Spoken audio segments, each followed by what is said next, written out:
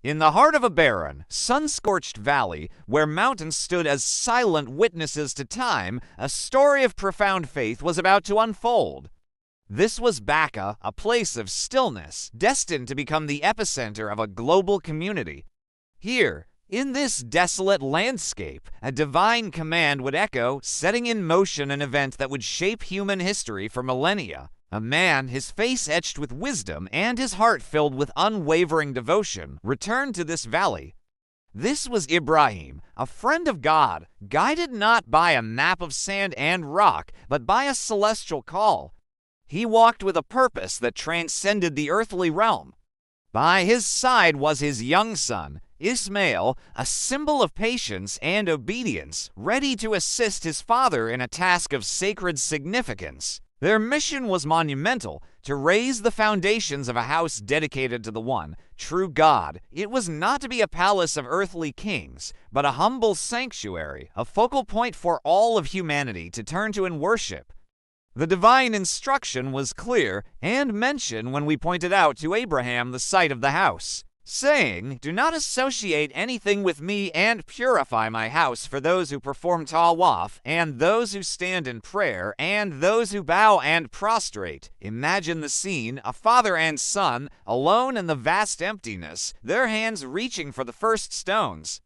The air was thick with anticipation. With every stone they lifted, it felt as though the earth itself held its breath. As they began their labor, a gentle, golden light, unseen by any but felt in the soul, began to envelop them. This wasn't the harsh glare of the desert sun, but a serene, divine luminescence, a quiet affirmation that their work was blessed. It was a visible sign of God's favor, a light that seeped into the very foundations they laid. The work was arduous. The sun beat down, and the desert winds whispered tales of ancient times. But Ibrahim and Ismail were fueled by a strength that came not from muscle, but from faith. Each stone was hewn and placed with care, not merely as a building block, but as an act of prayer, a testament to their submission. As they worked, they prayed, their voices harmonizing with the silence of the valley. "Our Lord, accept this from us. Indeed, you are the hearing, the knowing." This supplication, rising from the depths of their hearts, became the spiritual mortar binding the physical stones together. Days turned into nights, and nights into days. The structure began to rise, simple and cubic, yet imbued with a majesty that no ornate cathedral could rival. Its power was not in its architecture, but in its purpose. As the walls grew higher, a moment came when Ibrahim could no longer reach the top. It was then that a special stone was brought, a station for him to stand upon as he continued to build. This stone, the Maqam Ibrahim, would forever bear the impression of his blessed feet, a timeless reminder of his devotion. They worked in perfect harmony, a father passing stones to his son, a son supporting his father. Their shared effort was a beautiful metaphor for the passing of faith from one generation to the next. They were not just building a structure, they were building a legacy, a spiritual home for countless souls yet to be born. The narrative of their struggle and perseverance is a lesson in itself that the greatest achievements are born from humble beginnings and unwavering reliance on God. As the final stone was laid, a profound sense of peace descended upon the valley of Mecca. The once barren land felt alive, pulsating with a newfound spiritual energy. Birds, which had rarely been seen in this arid expanse, began to circle high above the completed house, their graceful flight a celebration of this divine milestone. The very elements of nature seemed to pay homage to the new sanctuary. The wind softened its harsh whisper into a gentle breeze, carrying the scent of holiness across the dunes. With the Kaaba now standing complete, Ibrahim was given another divine instruction.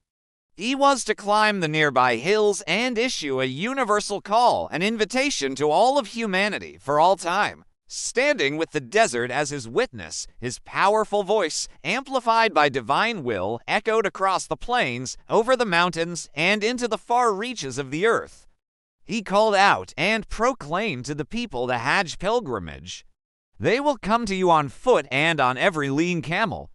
They will come from every distant pass. This was the first at hand, the first call to pilgrimage. It was a call that traveled not just through air, but through time itself, reaching the souls of all who were destined to answer it, even those yet to be born. In that moment, the Kaaba was transformed from a solitary structure in the desert into the spiritual heart of the world, a destination for millions who would journey to it, seeking forgiveness, peace, and closeness to their Creator. The story of the Kaaba's construction is a testament to the power of pure intention. It teaches us that true greatness lies not in worldly grandeur, but in sincere devotion. Every stone that Ibrahim and Ismail laid was a symbol of their sacrifice, their trust, and their love for God. They built a house of stone, but its true foundations were faith, obedience, and the eternal promise of divine guidance. Today, when millions circle the Kaaba, they are not just circling a stone building. They are walking in the footsteps of Ibrahim and Ismail.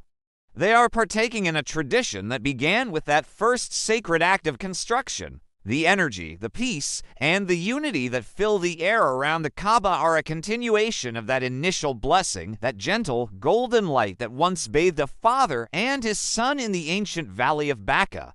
From the sands of an empty valley, a sacred house was raised not just of stone, but of faith eternal, a beacon of monotheism, a symbol of unity, and a testament to the enduring bond between humanity and its Creator. The Kaaba stands today, as it has for thousands of years, as a timeless reminder that when a heart is devoted to God, even the most barren of deserts can become a flourishing garden of faith. Thank you for joining us on this journey back in time. If this story touched your heart, please like, share, and subscribe for more content that explores the depths of faith and history. Until next time, peace be with you.